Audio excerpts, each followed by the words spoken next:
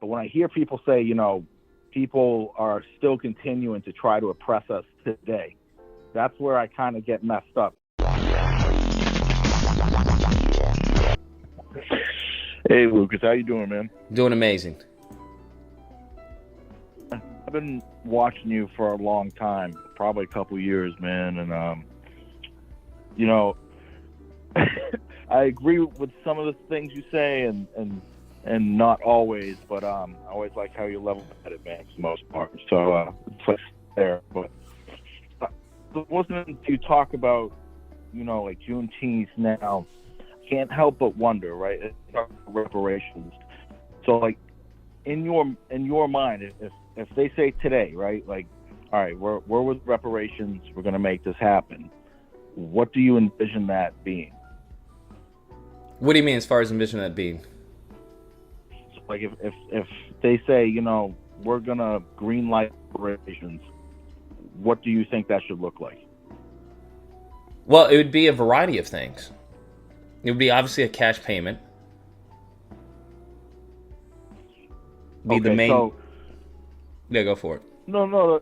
Okay, that's a good starting point. But I guess it's like, how do you determine who was the descendant of slaves? Right? We have. Well, I think we have documents, right, that detail that. I think we can figure that out. So how though? Like I said, we have documents documenting as far as the slaves. You would just have to, as far as go about that. It would be an arduous and extensive process, but it can be done. And then we can put a man on the moon. Surely we can figure out who's a descendant of slavery or not. Well, yeah, but so like yourself, man, I'm black, right? And I can trace my roots to slavery. I have, right? And I know other people that almost assuredly came from slaves, but they can't confirm that. And one thing I notice is historically, because as black people, we were property. So they did not tend to keep immaculate records as it pertains to black people, right? So I think it would actually be really difficult to discern who is slave. I don't disagree with you. Right? There's a lot of stuff that's difficult. I think it was pretty difficult to get us on the moon. Right? I think going to World War I was pretty difficult. World War II was pretty difficult. I think that's the beauty of America, right? We don't fret at something being difficult. So you don't have any concerns, because I know earlier you referenced immigrants, right? So my concern when I think of reparations is, even with African immigrants, is you're going to have people who are trying to game the system, and they're going to be trying to get reparations that should be allocated for, tried and true descendants of slaves. And they're going to kind of, I mean, that's the case with any system, right? That's the case with, welfare. That's the case with, with college entries. That's the case with anything. But you don't shut down the program because there are people who are trying to game the system. You just put in certain practices in order to mitigate that from happening to the best of your ability. It's never going to be 100%. There are obviously going to be people who swindle the system, just as there was with the PPP loan. Oh yeah, the PPP. Yeah, those loans were egregious, man. Yeah, for real. But okay, no, that's fair enough, I guess. So, who do you imagine the government's going to pay for this? Yes, it would be the government. All right. So I'm sorry. Are you in California? Yep. Is that where you're at? All right. So what happened with Newsom kind of unraveling and rolling back the reparations? Because he seemed like he was for it. Nothing happened with Newsom. Like, okay. Newsom wasn't for it, just like no one in the Republican Party or Democrat Party is for it. Well, he championed it when he was running. There's a lot of stuff you can champion, right? You can say I'm for this, but as far as the plausibility of that actually happen is next to none. So there really isn't any harm that's done to you or your campaign by championing it. No, I agree, right? You're pulling in votes. So as a black person, man, so I tend to lean conservative. I'm just gonna, I'll just, I'll put the that's fine on my back. But and I do, and that's not to say all the way, right? Like, but when I hear people say, people are still continuing to try to oppress us today, that's where I kind of get messed up. And now, So, like, I'm a veteran, and I can tell you for sure when I served, I was never issued any orders that was open season on our people, right? So when I see movements kind of assert that, that is insane to me. And I think that sets our people back even more. Well, I don't know anyone as far as who's saying that the military is responsible for any attacks on Black Americans currently. I don't believe that's the current narrative. No, I think it's more of a local ordinance. Well, even then, right? I mean, I know even Black cops in my community, and there's no such standing orders, right? Like, when I look at our people, man. Well, there doesn't have to be an order, right? If I'm abusing someone, right, there doesn't have to be an order for me to abuse that person. What I have to do is essentially just turn my head and allow that abuse to take place. So you don't think it's more of a human condition as opposed to, a prejudicial one? I think when it comes to a human condition, the human condition can be mitigated by certain laws and regulations. That's why they exist. Well, right. That's why we had Jim Crow, right? So clearly we can have laws that perpetuate those conditions and things of that nature, right? Mm-hmm. But I don't feel like we have laws that perpetuate that even locally with police. I think, you could have a Black cop that's racist to Well, white I think the people law, in certain, when it comes to law enforcement, the issue is not necessarily as far as the law enforcement. I think law enforcement as a whole, its concept is I don't think it's problematic. I think the issue is that people abusing the power that's given to good officers to allow them to do their job. And the problem is there's nothing to stop or prevent or thwart those officers, those individuals from doing that, especially in a community such as law enforcement, where they see each other as, family. Right. So I can honestly say I truly agree with you on that. And I think when I look at that, I think you can kind of chalk that up to, I don't know if you agree or not, but you can more or less chalk that up to a cultural issue within, the police, right? I think when you take people and you put them together. But I think that culture is allowed to permeate due to the lack of policies and regulations on law enforcement. Yeah, honestly, I think we can split the diff on that. I can see that there's, I can agree with that, right? I think though, again, not to lean on my service, but I can tell you, like, when you serve with people, right, there's a natural inclination to build a rapport and a relationship with them, and even if it is corrosive and bad. So were you state police, or were you military? No, I'm talking about military. Okay, well, military and law enforcement, as far as in statewide, is night and day. Military, if you all do something wrong, you're going to get persecuted twice, civilly and through as far as your own judicial system set in place. Yeah, I have... Yeah, the regulations on military and police are night and day. Yeah, I think we have a stricter code, via the UCMJ. Very right? strict. Yeah, Even your training is more strict. So I don't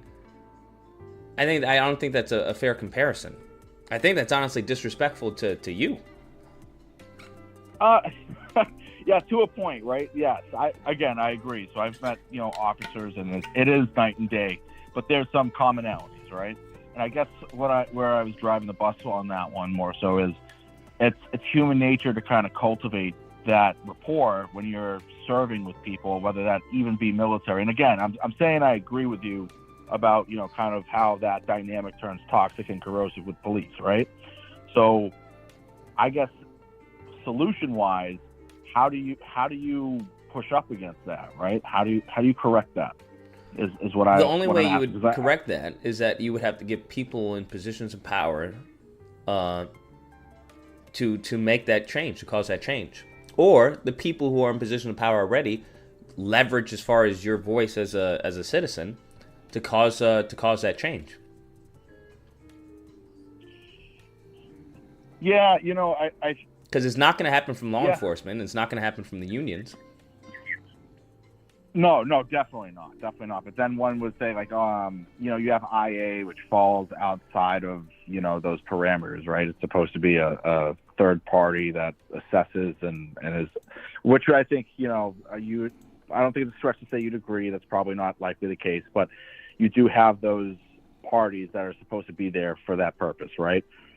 I think honestly the only thing we can do, and the only viable solution is to implement more body cams, right? I think that pisses me off when I see people be like, oh yeah, no, well, body cams aren't really that. the issue, right? The issue is not necessarily the body cam. If the law allows for what is taking place, transpiring on that body cam is legal, right? So essentially it'd be like, as far as recording someone to be egregious, but a plantation owner beating a slave. Yeah, you may have caught it on camera, but are they not illegally to handle their property however they wish to? The answer would be yes. But that's right. But we can't chalk that up to slavery, right, brother? I'm not chalking up to slavery. I'm not comparing slavery. I'm just comparing as far as the legality of it, right? So if you were to compare as an officer's body cam and what they're doing on the body cam, if they are legally allowed to do that, then your body cam footage is moot. It doesn't mean anything. But they're not legally allowed to do that. In many cases, they can be legally allowed to do that, and they can, as far as bend the law in order to make such an argument. And in a court of law, when it comes to prosecutors and whatnot, well, they have to work with law enforcement. So there's a lot of leverage, and there's a lot of scratch my back, I scratch yours within the judicial system, which is why it's so difficult to prosecute an officer. Again, I think I can agree with you there, right? But I can get there, but then the question becomes, there's other instances where they are held accountable, and that's not the case, right? So I agree, but the problem with those instances is that they're few and far between, and they're usually inflammatory or extremely egregious cases. The point we're at, the point where we get to, as far as this person was prosecuted for death of killing another citizen, then I think we've missed the plot. Well, statistically, do you have figures that support that narrative, or is that just kind of your feeling on the matter? Oh, when it comes to as far as a prosecution of a law enforcement, yes. They're close to, I think the percentage is like, what, less than 1% or whatnot? If I'm not mistaken. Now, when you say prosecution, is that anything? A charge, a charge that leads to a conviction. And the issue is not even in some cases the conviction. Because if we take, for example, Hunter Britton, I don't know how familiar you are with that case. But it was a white kid, who pulled over by the officer, and he, in order to prevent his car from rolling back, he put an oil canister behind the rear wheel of the vehicle. The officer thought that it was a gun and fired and killed him. I think the kid was only 17. The officer was charged and convicted, and he was sentenced to 12 months. Oh, really? Wow. Yeah. So, once again, even when you do get the charge, you do get the conviction, you then have to look at the sentencing and the leniency in that. And if you have an officer who's, this is their first time, they have no issues, problems on the record, or it's a sealed record, then, that's going to, many judges are going to be lenient towards sentencing that officer. Yeah, I got to say, I can appreciate where you went with that, right? Because I think sometimes when I've watched your feeds before, I've seen you primarily reference, instances of white officers on black people, right? So to see that it's kind of, you reference other something as egregious, I think we can all agree, is Daniel Schaefer. That's insane. Was that the kid that got shot in the casino hallway? Yes. Is that him? Okay, yeah. And nothing was done of that. Absolutely nothing. Yeah, that bothered the shit. So when I say I'm not anti-cop, I'm pro-citizen, I think that's what we have to deal with. The issue is not to persecute law enforcement, because they do when they do a good job, it is an important job, but it is to prosecute those who fall short. Oh, I completely agree, right? I think I kind of even respect the stuff you say a lot more now hearing this, right? Because I've kind of always felt a lot of those instances are fucking idiots that should have never had a badge and a gun to begin with. It's incompetence, right? I don't think. Yeah, but they're shielded by the same laws that the good officer is, and that's the problem. Right, and so I think some revision for the law would probably be. But then, I agree with everything you're saying. Solution-wise, is there anything that you recommend? Because you can't always just state the problem. What would you? The solution, as I said, would be either to get someone in a position of power, right? You have to primary some of these individuals, which is going to be difficult, or you have to leverage the people who are in position of power to get some legislation across. So I agree with you again. I think my primary concern with that is whenever you take people and people suck, you always run that risk of inherent corruption, right? Power corrupts, absolute power corrupts absolutely, right? Mm-hmm. So I just feel like there's never going to be that perfect solution where we can really achieve that ideal outcome. Yeah, I don't think anybody's arguing for a perfect solution. No solution is perfect. Yeah, fair enough. I agree, brother. I agree. Yeah, so I think if we can spend 60 years to get, to overturn Roe V Wade, and surely we can do something in regards to citizens being abused by state foot soldiers. Well, Roe versus Wade wasn't overturned, right? On a federal level, it was. And I actually agree with that. And as a conservative, I can tell you my big thing is, regardless of where I fall on the spectrum, I won't even, because that doesn't matter, right? Mm-hmm.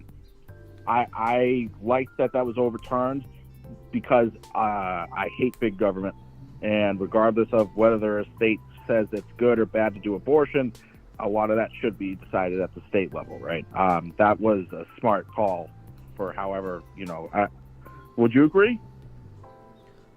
I mean, it really depends on how you fall on the line, because if you believe it's alive, then no, it should be abolished. Like a state shouldn't be allowed to just kill an innocent child. No, I agree, but I mean. But if you don't, but if you think differently, then I can see how people would still disagree with that, right? Because it's like, well, at the end of the day, it's my body, my right, and the state shouldn't be allowed to tell me what I can do with my body or my body, whatever. So it's I don't think it's really a win for anyone. But I mean, for the overturnment, right? I mean, you don't feel like that's a good thing to leave at the state level? It depends on how it depends on how you view abortion. That's the thing. Because I would think there's certain things that you wouldn't want the state to have, control over. So, personally, for you, do you agree with the overturnment or not so much? I wouldn't agree with it, probably. Really? Yeah. So your disagreement lies in that you don't want it decided at the state level? Well, I'm not really fond as far as the Roe v. Wade to begin with. But I think I think it's more of a complex and nuanced discussion. Because I believe as far as Roe v. Wade, it allowed for states to an extent to make decisions. Right? Because it was illegal in many states, or in all states federally, after, I forgot, what is it, 8 weeks or something like that? So that was already present within Roe v. Wade. But I think the issue is that many didn't want it to exist, right? So that's where, in many states, there was limitations on it, but what Republicans wanted was a complete abolishment of it. So that's night and day. So now in some states, instead of after 8 weeks you don't get to have it, now it's you don't get to have it at all. Yeah, I hear that, and as a conservative, I can tell you, I'm not for it. That more so, I'm not for the federal government saying whether or not something like that can be a blanket accepted thing, right? So that's why I'm saying it all very much depends on how you view abortion. If you view it as a human life, and that's the case, then it shouldn't be up to the state to decide whether or not it gets to take an innocent life. Well, it shouldn't be up to the federal government either. 100%. It should be outlawed 100%, if that's how you feel about the case. Right. So I try to take my subjectivity out, right? Like, granted, it's evil, just fucking evil. Abortion's evil. But I also hate that the federal government has any. So to be honest with you, on some level. But if it's evil, then you wouldn't want the federal government to allow people to do such an evil. I agree, but at the same time, right? I try to think about big government and little government. I hate big government, so I think drugs are evil, right? But at the same time, you should be able to, if you want to smoke crack, go get the pipe. I hear you, but I don't think that same nuance can be taken from a conservative perspective on an innocent life, right? This isn't. Agreed. We're not talking about someone injecting themselves with harmful chemicals. We're talking about the government ending an innocent life from the conservative perspective. And there's no way, shape, or form that the government should ever be allowed to do that. 100%. 100%. Because again, I am anti-abortion. I do think it's jacked up, and it is murder as far as I'm concerned. But gotcha. The reality is, not everyone feels that way, and I think you did hit it quite beautifully. You said it was nuanced and complicated, and I agree. It's layered, right? And there's always outliers. Rape, defects, threat to mother's health and well-being, right? So there's certainly outliers.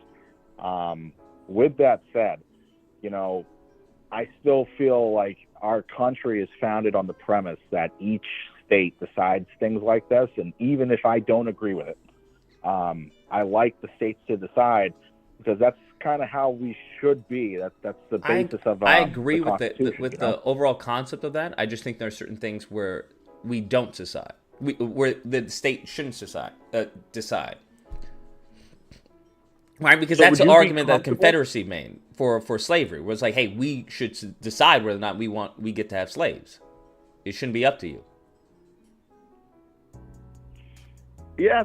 So in fact, and not to veer off, but actually, and I don't want to take too much of your time, so I apologize. So I'll just ask you one last thing, because I'm just curious. Because I do notice that slavery is a big sticking point, and I do notice you refer to it a lot, right? Mm-hmm. Now, again, as a black person who can trace his lineage to slavery, I feel a way about it. It was founded off my ancestors' back, this country. So I'm proud of that and angry about it at the same time. So I get it.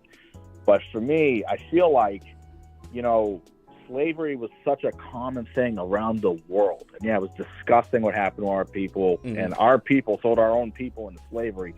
But I feel like culturally, we are leaning on that too much, and it scares me, right? Because now we're operating under the guise of we can't possibly progress because of all this slavery and all of these, shadow the man and phantom white guys trying to hold us back. Man, I gotta kick it up straight with you. I came from nothing. I came from the gutter, right? And there was no white guy sitting there saying, I ain't letting you progress, boy. Like, it was. No, 100%.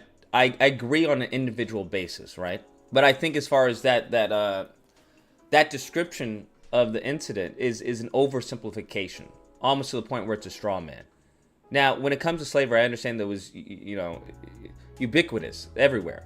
But the thing is that the slavery that we know and the slavery that happened in the States are night and day, right? So when we have... How so, though?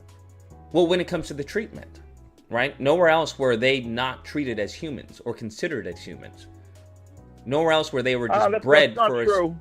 That's not true, actually. In the Roman days, in Sparta, they hunted slaves to become full-grown, Spartans. They killed babies. That's not true. So hunting slaves to become full-grown Spartans is night and day from denying them their humanity.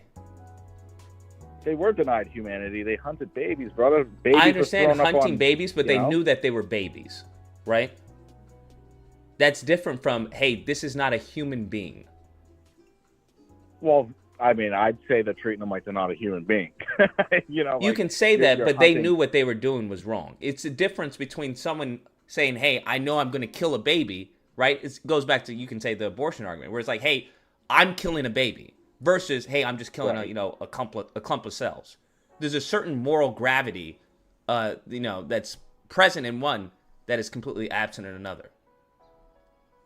Yeah, but to say that was, in one area, right? In our history, it's not so. Like in Africa alone, they would kill, rape, and pillage other villages. I understand, but they never denied that they were human, right? It was mainly tribe versus tribe. Just like as we see right now when it comes to Ukraine versus Russia. Russia knows that these are people, and Ukraine knows that Russia are people. That's not how Black Americans were treated in this country. That's why it's so vastly different, among other factors, when it comes to U.S. slavery versus other slavery. In some areas, outside of slavery, they were given certain liberties, certain freedoms.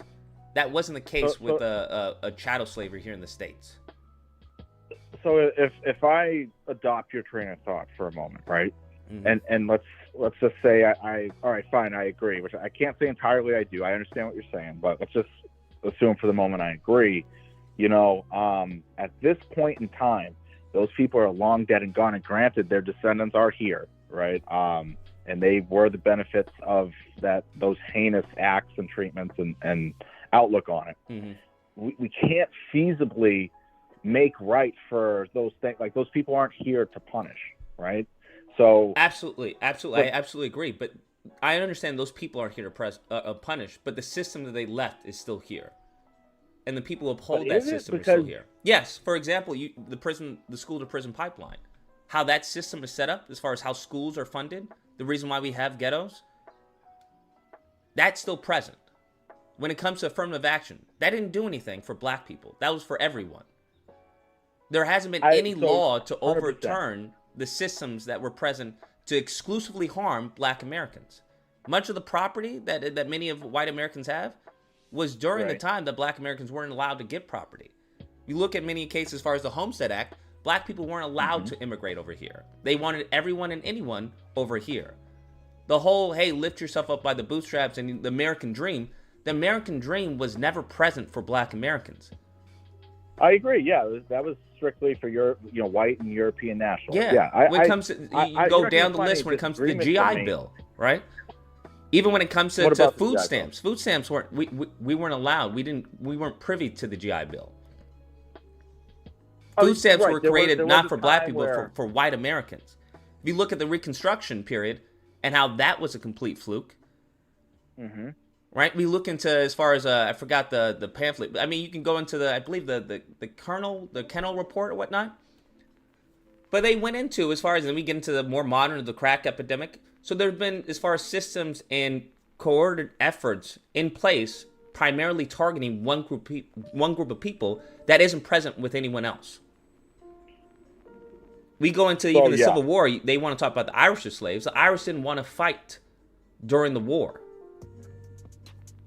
Yeah. So again, historically, I don't disagree with the things you're recounting. Right? You're very well versed and spun up on it. But I think the issue. So, like, something you just said. You just said a lot of white folks acquired land, when we were precluded from doing so. You're absolutely correct, right? And that's when they. In addition to that, they use, as far as not qualified immunity. I forgot what it's called when the government can take your property. Oh yeah, seizure. Yeah, I know. Exactly. Yeah, but they would build a lot of the freeways and the highways through primarily Black neighborhoods to destroy them. So again, eminent domain. There you go. Thank you. Yeah. I couldn't. Yeah, good on you. You're recounting it. I agree. I'm not disagreeing with it. But those structures, right? They're no longer in place. Yes. So I think that's the problem. Now, 9/11. For example, 9/11, right? And the impacts of 9/11. 9/11 is no longer in place, but the impacts of 9/11 are. The effects of 9/11 are, as we can see with TSA. Right. As we can see, as far as with I forgot the law that was in place that no president has overturned. The Patriot Act. Patriot Act. There we go. So those effects are still in place. Just like as far as someone is a victim of abuse, the abuser may not be present, but the effects of that abuse is still present. And it's a generational trauma that has occurred that has never been addressed. So again, I can come to agreement with you there. I think when we're talking about reparations and making things right, there's a couple things.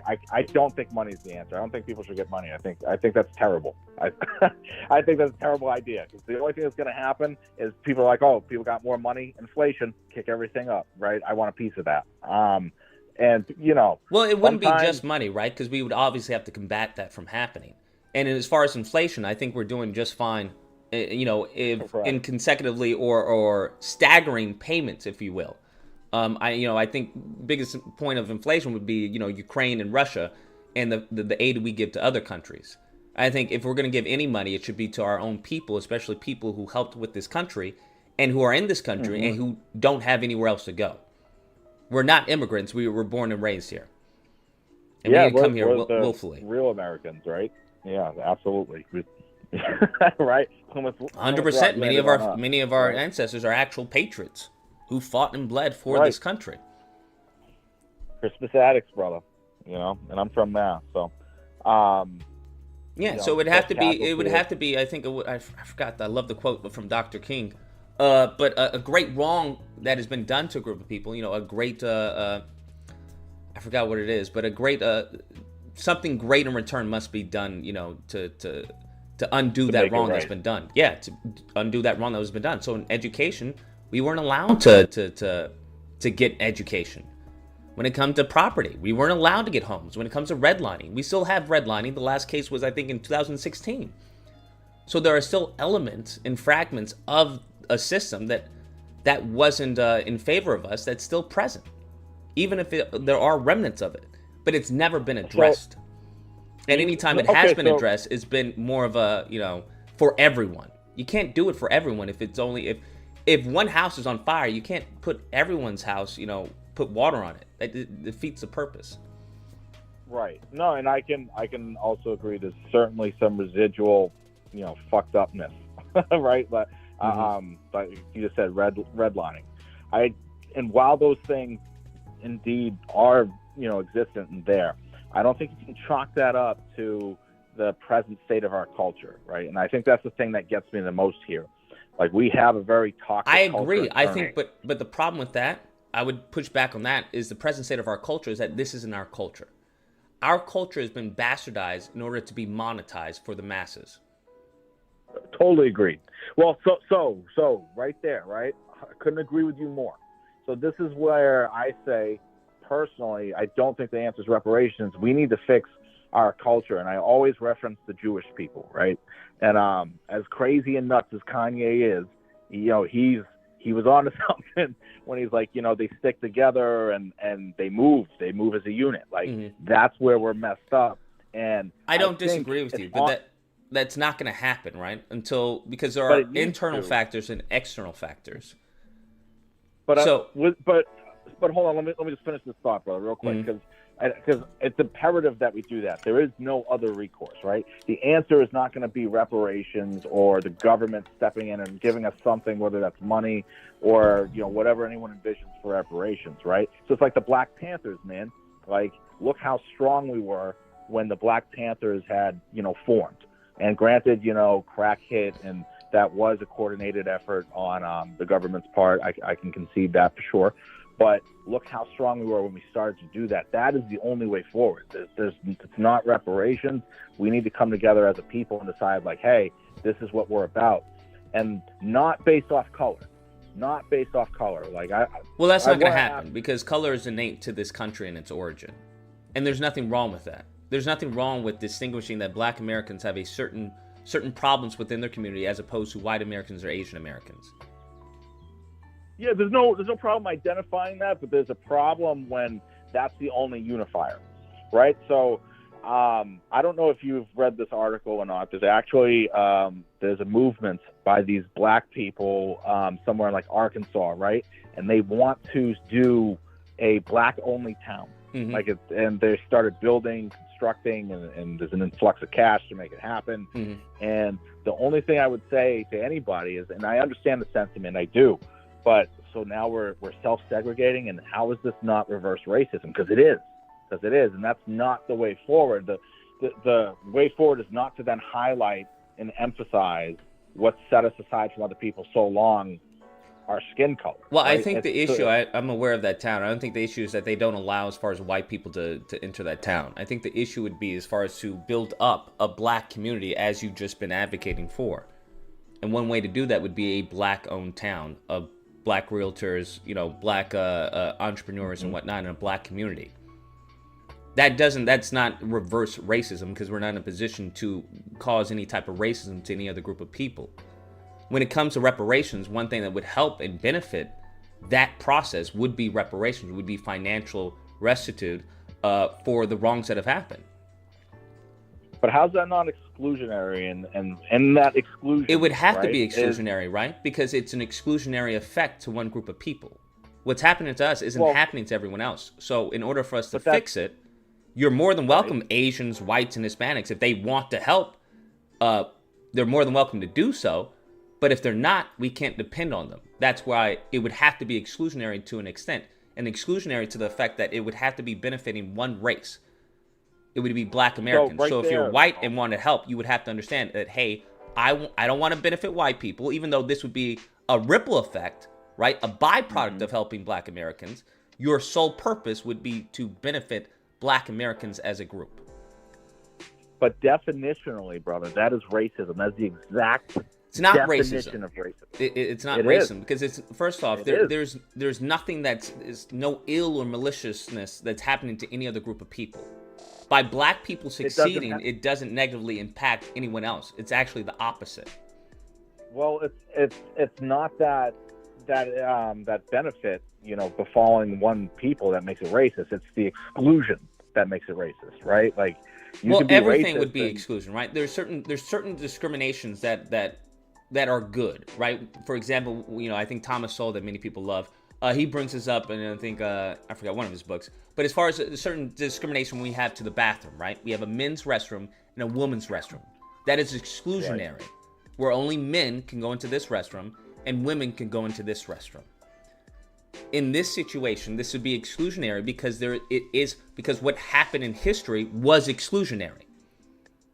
It specifically happened to this group of people. No doubt it was, but can we agree that exclusion was founded in racism, right? Yes. So if we are then, exercising that same standard of exclusion premised off race, that is racism, man. It wouldn't be racism because it would be exclusionary, not to the point of alienating or causing harm to another group of people, but to benefit a group of people who that harm was caused. So it goes back to the whole fire, a house is on fire. Well, you're going to have to exclude this house because this is the house that's on fire. Now, if everyone in the community wants to help put the fire out in this community, then that's great. But at the end of the day, there's a fire in this one house. Right, but that's a more apt thing to lean on, right? Again, you take Jim Crow and segregation, right? So you had black schools and white schools. And that was for the betterment of white people. That shit was racist. So we're just... No, it wasn't necessarily for the betterment of white people, but for the detriment of black people. No, that was for... I think that was like, hey, you guys stay over there. They didn't... Yes, it was for the detriment of black people because they gave black people nothing, hence where reparations came from.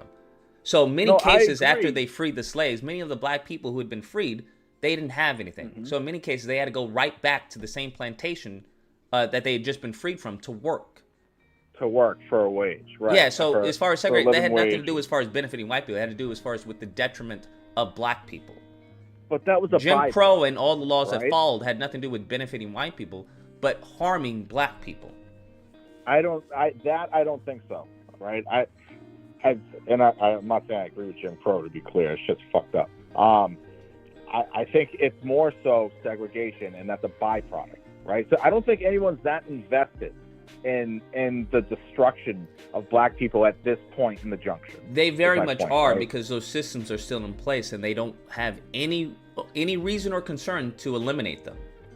If a group of people have been in charge and have an extraordinary amount of influence, you're not going to destroy the system that gives you that influence and that power. Especially if you believe this country is white, which is what, in fact, I believe the Homestead Act actually stated. That's the reason why we have the 14th Amendment. Because this was a white country. Brother, that's what they deemed it. To which people are you referring, right? Because you're saying people, so what to you, which people white Americans who are the majority in this country at the moment? By a slim margin, right? Like that's narrowing quite substantially. And it may be narrowing on like as far as population wise, but as far as influence and power, it's not. That's remained stagnant. Yeah, I agree with that. Yeah, I'm sure there's more old white dudes in power than and they plan on keeping right? it that way. So it doesn't matter how the population, changes or the demographics change if the people who influence and control the population remain the same. But I think those people, right? I don't think that they have a vested interest in necessarily oppressing black people in particular. They have an interest in oppressing poorer or lesser, lesser standing people in society, rather, in opposition. The problem I have with that narrative is that it wasn't poor people who were on the plantations. It wasn't poor white people and poor Hispanic people and poor Asian people. It was black Americans. So we were brought over here for labor purposes, and they don't wish that to change. I mean, so they may be screwing everyone else, changed. But their main primary focus has been black Americans. I gotta disagree. I have some actually good examples, and I'd be shocked, or I'd like to hear if you disagree. Right? If you look at the influx of illegal immigration has primarily come from Latin countries. That I would one could argue and easily see that that's where that labor comes from. Does illegal immigration benefit black Americans? Say again? Does illegal immigration benefit black Americans? No, it doesn't. No, it doesn't, right? Absolutely Primarily focuses, right? It's a coordinated attack on black Americans, I would say. Because many of the jobs and the career choices that we had, right, when many white Americans didn't want to do the job or the task, they would employ us. So what have they done? Now, in order to attack us again, they have, brought in an entirely different slave labor for themselves. So can I think we're saying some of the same things with some differences, right? So they brought in these people, man. Sometimes it's just money, right? Like here, if you got someone from Mexico who's gonna frame out a house for a couple pesos, I agree. I think that's a byproduct, right? But I think the incentive, the motive was to attack black Americans. I think it's the opposite. I think, bro, the opposite would be to benefit black Americans, which is not the case. No, the opposite is that they want to save money, and that the detriment to black Americans is the byproduct, right? That's the inverse of it. So, I truly think I'm unaware as far as black Americans, as far as charging an exorbitant prices for the services that we were doing. Again, that's why we outsource. So here's another good example. That's why we outsource to China. Everything's fucking made in China because there's some kid sewing up Jordans for fucking. Many of those jobs that were outsourced to China were not taken by black Americans. Those jobs weren't those weren't our jobs that were outsourced. In many cases, those were white American jobs that were outsourced, because it's usually higher up in the echelon that they outsource those jobs. Well, black Americans weren't in the higher structures of corporate society. They kept that predominantly white, which is. It still is.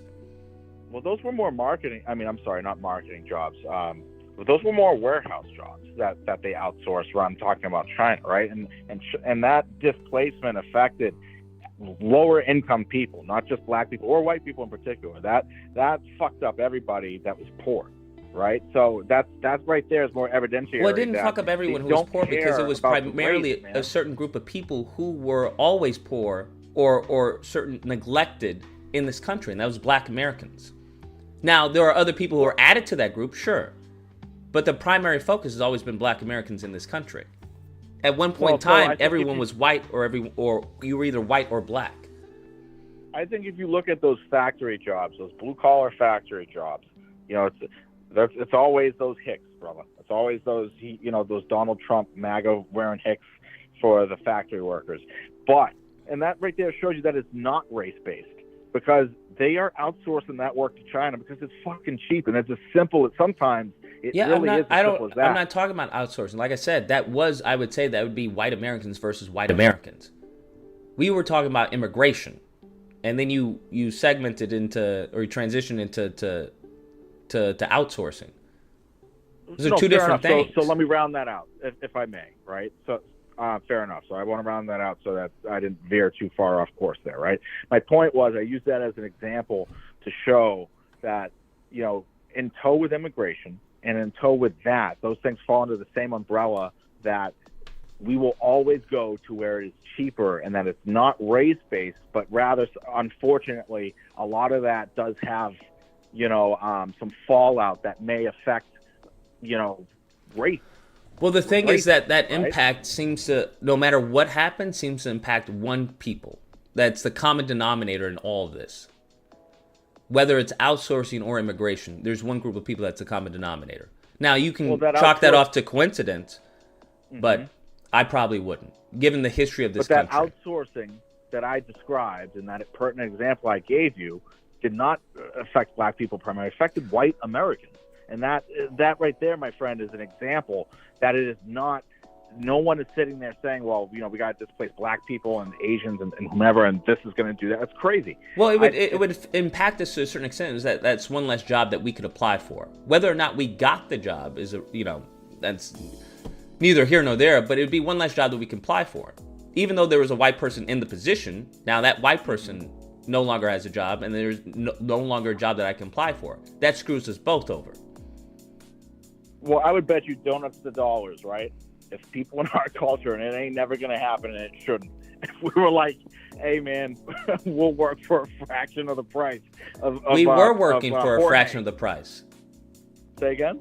We were working for a fraction of the price. No, we were, but we're not now, and we refuse to, right? So that's not relevant about what was. I'm talking about what is now. And if I guarantee you, and this kind of destroys the whole race thing, if a bunch of black people walked up and said, hey, Jorge's going to do this shit for 10 cents an hour, I'll do it for 5 cents. No one's going to be like, well, Jorge's not black, so we're going to take Jorge. You're going to be like, fuck that noise. I want cheap labor. We're going to take you. So that's my once point. Again, that would make it even more racist, right? Because if it's a job, now I have to belittle my pay even further than what I was getting paid before. So how am I going to benefit my family? How is the group going to benefit? They're not. They're going to stay in the same slave labor that they've been in historically. So the only person that benefits from this is white Americans. Upper class Americans, or whether that's upper class Americans who predominantly act on behalf of the majority of the country, whether it's a white liberal or a white conservative, which would be a white American. Well, not all people who are on the upper class of America are white, right? Like, there's plenty of black people that do well. Like, Jay-Z's fucking benefiting off this shit. No, we're talking about as far as a group. We can't conflate the group with the individual. Okay, so I can keep it at the group level. That's I can jive with that. So even if we keep it at the group level, right? Like, we still have every opportunity to exceed. So, like I said, if we were willing, I'm not saying that we don't have opportunity to succeed. I'm saying that there are obstacles in our way that aren't present in other groups, that have historically been present and that haven't been, removed. We've always succeeded in spite of Jim Crow, slavery, or anything else they put in our way. The point is not that that we can't succeed in spite of these obstacles, but that these obstacles should not be there to begin with. Can I ask you in particular which obstacles specifically are affecting black people? There is a variety of systemic issues, whether it comes to education, healthcare, housing, employment discrimination. There are a variety of issues. When it comes to, as far as culture-wise, propaganda within our communities, 100%. When it comes to policing, there are a variety of issues. Policing, statistically, they kill more white people than they kill black people, right? And in spite of that, white people have done nothing because intrinsically, many white people have been led to believe that the criminal is the black man or the black woman. So in spite of them being killed off, they are turning a blind eye because we are being killed off as well. Well, they're turning a blind eye because they're fucking idiots, right? There's a certain level of idiocy that is complemented by racial prejudice. Well, so explain that to me though, because like if you just said, okay, yeah, they know white cops are killing more white people unarmed, and they're not doing anything about it. Race is not a factor. It's just well, the reason being, if I lose some, right? If I take a hit, but my enemy takes a bigger hit, then I don't have a problem taking a hit. If I lose 100, but I know my enemy is going to lose 200, I don't mind sacrificing $100. So, I mean, do you envision this? Because per capita, we are killed at a higher rate than white Americans. Although numbers-wise, just blanket numbers-wise, yes, they do lose more than we do. Right. So I guess I'm trying to understand, because this has always kind of eluded me, right, about that narrative. So is the belief that there is some, conspiracy or cabal of white guys that sit in a conference room with cigars and are like, how can we oppress black people today? Well, it's not so juvenile as that, but it would be more of a racial hatred. And they have found that out, that there have been cases of certain sects and certain white supremacy groups within law enforcement. I believe they found that in the LA Sheriff's Department not too long ago. Right, There's certain gangs that have appeared within the law enforcement. If you have any buddies that have served, right? I was in the Navy. I was a corpsman, and I was attached to the Marine Corps, right? I can tell you for shit sure. In the Navy, they have what's called the Filipino Mafia, right? Like all the Filipinos, it's on some G shit. They stick together. Now in the Marine Corps, the brothers stick together. And that's a known fact, man. Ask any of your boys about it. They'll corroborate that. And that shit's everywhere is my point, my brother. It's everywhere. That's not just... so there's a difference, right? It's very nuanced, but there's a difference. There's a difference between groups huddling up and, conjoining together versus groups joining together to cause harm to another group. But which group are you alleging is doing this? Like, it would be people who have some anti-black sentiments, and that could be that could be anyone. It could be a black cop. That's what makes it so damaging. I agree, but I guess like there's got to be a face or faces to put to this, right? So it's like, well, the problem with the faces, right? That goes back into the whole no snitch policy within the law enforcement. That when these officers do come out and they say things, and it has been documented, that they are in return targeted. And if it means me being targeted, right? Let's say I have a family, right? I have a family, I have a pension, right? I'm doing this job. If it means me turning a blind eye to some guy, I don't know, who's already a crook, right? Because you can rationalize it. And he's already a crook, he didn't really listen to my orders, and he gets a few, punches in the face or something like that. Then I'm going to turn a blind eye. Because for me to go out of my way and say, you know what, so-and-so Officer Smith, did a brutal act on a citizen, yada, yada, yada, I'm going to lose more than I gain. And there's no benefit to me, especially if I'm in a group. And I have, I have a family to provide for, and much less my career. Because the whole point of something happening, let's say a Derek Chauvin or anything else, is that in some cases that they may be fired, but they will be rehired by another department who may sympathize with what happened or transpired to them. No department is going to sympathize with a snitch or an anti-police officer. Totally, yeah. There's always going to be a fear. You're blacklisted. It's game over for you. Find a new career. So at the end of the day, it just from a human standpoint and from a career standpoint, it doesn't make sense for you to go out your way, especially when you've seen other officers who have reported on such, corruption, and they get dismissed. Yeah, they get destroyed. Or targeted. Right. Yeah, I actually had a buddy of mine from the Marine Corps. He went through a very similar thing out here. Yeah, so it's not so simple as, hey, this Officer John or Officer Smith is, doing this and doing that.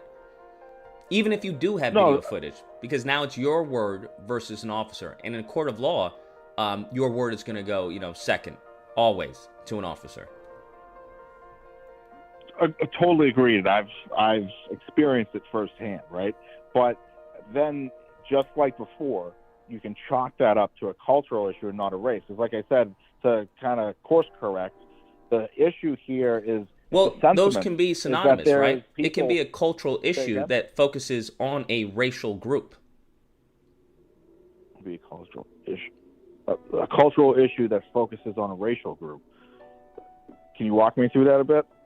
Well, it could be a culture of anti-blackness. Okay. I gotcha. Totally tracking on that. All right. So, agreed. I think there's some correlation there and instances of it. But when the sentiment, right, is that there's people with vested interests who are actively collaborating to, oppress black people specifically, no one can ever identify in particulars who this group is or what interest. And I'll tell you why it just doesn't make sense, especially in this day and age. It's not racially motivated. People are motivated by positional power, right? So it's not going to be, I don't want to position this person because they're black and they're a threat to my powers. It's like, fuck that noise. Anybody who's a threat to my power is going to be pushed back. And that's why you've actually seen probably in more recent years, right, that it's more people affected. It's not just black people. And actually you start to see the poverty even devour other groups increasingly. I don't disagree in some case, right? But the point is that the common denominator in all of this would be black Americans. Mm-hmm. That's the case. So that's why I would say it's more racially motivated. So even when it comes to policing, you can say that an officer, he may just target low-income neighborhoods because it's easy to get criminals there. But the problem is with that is that who is predominantly in these low-income neighborhoods? Be black Americans. And if you look into why that is the case, then it goes to a systemic issue, which is racially motivated. Right? It is a systemic issue, but I also think, come on, man, you've seen the news in Chicago, 20 shootings and shit. Like, no one's making us do this shit. Some of the shit we're doing it to ourselves, and it's so destructive. Well, the beautiful thing about that, right? There's a video and shows how they train elephants. I'm not sure if you're familiar with this, but they have a little baby elephant, and with the rope, and then with the rope, and eventually, the baby elephant becomes an adult elephant, and they get so trained by all these years with the rope that they stay exactly where they're supposed to stay, and they do exactly what they're supposed to do. So if you combine that, or if you juxtapose that with what's going on with the black community, when it comes to the propaganda, when it comes to the bastardization, the monetization of the culture, or negative aspects of the culture, when it comes to redlining, when it comes to other systemic issues that have befallen the group and many of these communities, and then when it comes to many leaders who are in the pockets of other individuals who have a malice against a group, or some type of anti-black sentiment, then it becomes a perfect storm. And that's not to say that none of that can be overcome and changed, but there is no one who wants that to happen. There is no group of people who wants that to happen. So with all of those things in tow, right? Because I agree with everything you just said, right? With all of those, how can you not come to the conclusion that the only way for us to pull ourselves out of this debacle is for us to, do a metamorphosis with our culture? Because it has been bad. Because the problem, I agree with that, but the problem is we don't control our culture. So in order to control our culture, there has to be some monetary way in order for us to do that. We have to buy, as far as some of these networks, or create networks of our own. There has to be an alternative. The problem is there is no alternative. And the thing is, they keep on using black faces as the poster child for much of this degenerate culture. So if you see that as a child growing up and it's being promoted and touted as cool or awesome, right? Then naturally that's going to have an impact on you. So do you, I'm sorry, I do watch you, brother. I watch you a lot, but I don't know. Do you have children? No, none at the moment. Okay. So I have a daughter. And, I can tell you, raising her in today's climate, one thing I've come to understand is the problem is, and she has a bunch of friends, she's a teenager and all that, and she hangs out with her other friends, and she says, Dad, I have a different dynamic with you than she does with her parents, right? Her parents don't talk to her about anything. Like, the problem is parenting, man. A lot of the parents are not taking the kids and schooling them, educating. So, point in case, what you teach your children is going to supersede like whatever they watch on TV, whether that's a toxic culture. So if you're teaching them like, hey, that's just music, this is our culture, and these are the things we need to promote and celebrate, that is going to overwrite and take precedence over anything they watch or learn in school. I think to a certain extent, but I think that's a little, I think that's more of a flippant stance to take, to believe that you have a more of an influence and impact than Drake does. Oh, I as a parent, I can tell you 1,000,000% I do. Drake is on the TV for 5 minutes on a music video. I'm with my kids all day, every day, right? So, like, especially, I can tell you assuredly, the younger you start with, this is for sure, the younger you start with your kids, the better. I think a lot of times, too, people wait too long to start talking to their kids about real-life concepts. So, like, yeah, absolutely. I say to my daughter, like, I don't disagree. This is our history. I think what you're saying is possible, 100%. I think on an individual basis, right? The problem is would be for the group basis, or when it comes to the family structure, which has been eradicated thanks to certain policies and certain predatory practices that, not everyone is in the position that you are, unfortunately.